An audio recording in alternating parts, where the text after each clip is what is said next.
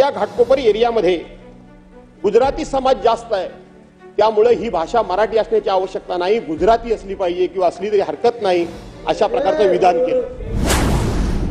सरकारची भूमिका पक्की आहे। मुंबईची, महाराष्ट्राची, महाराष्ट्र शासनाची भाषा मराठीच आहे। महाराष्ट्रात राहणाऱ्या प्रत्येकाने मराठी शिकलं पाहिजे, प्रत्येकाला मराठी बोलता आलं पाहिजे।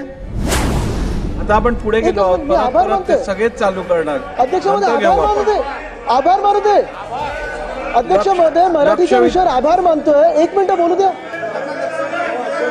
विरोधी पक्ष जर आभार मानत असेल तर पोटदुखी आहे का? आपण मांडलेले आभार मी रेकॉर्डवर घेतलेले आहेत आणि थेट मुख्यमंत्र्यांपर्यंत पोहोचवतो।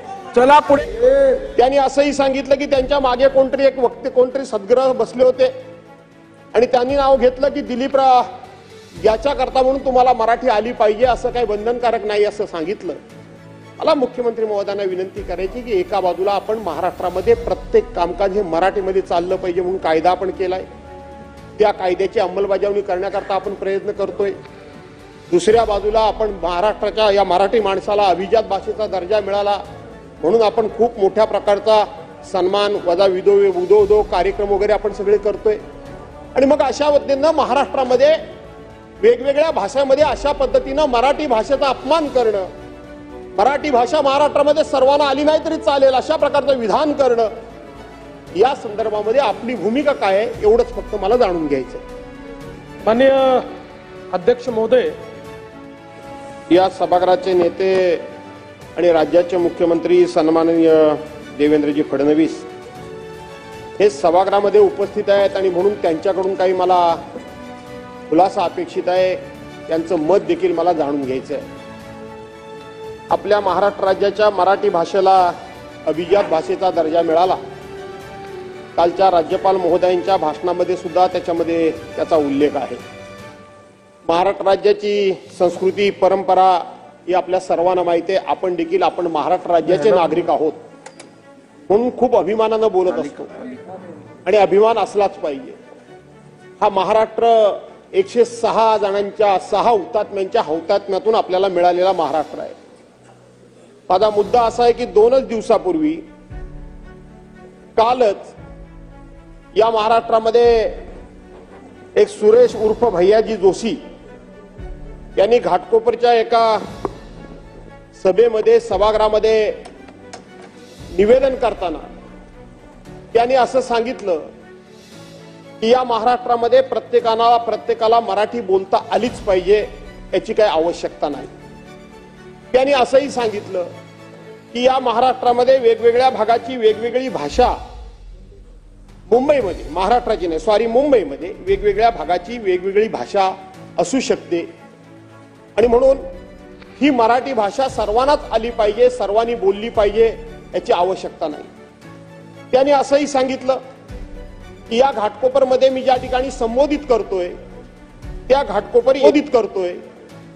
घाटकोपर एरियामध्ये गुजराती समाज जास्त आहे, त्यामुळे ही भाषा मराठी असण्याची आवश्यकता नाही, गुजराती असली पाहिजे किंवा असली तरी हरकत नाही, अशा प्रकारचं विधान केलं। त्यांनी असंही सांगितलं की त्यांच्या मागे कोणतरी एक वक्ते, कोणतरी सद्ग्रह बसले होते आणि त्यांनी नाव घेतलं की दिलीपराव याच्याकरता म्हणून तुम्हाला मराठी आली पाहिजे, असं काही बंधनकारक नाही असं सांगितलं।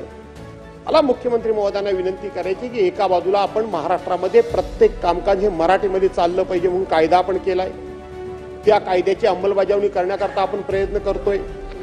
दुसऱ्या बाजूला आपण महाराष्ट्राच्या या मराठी माणसाला अभिजात भाषेचा दर्जा मिळाला म्हणून आपण खूप मोठ्या प्रकारचा सन्मान वजा उदो कार्यक्रम वगैरे आपण सगळे करतोय।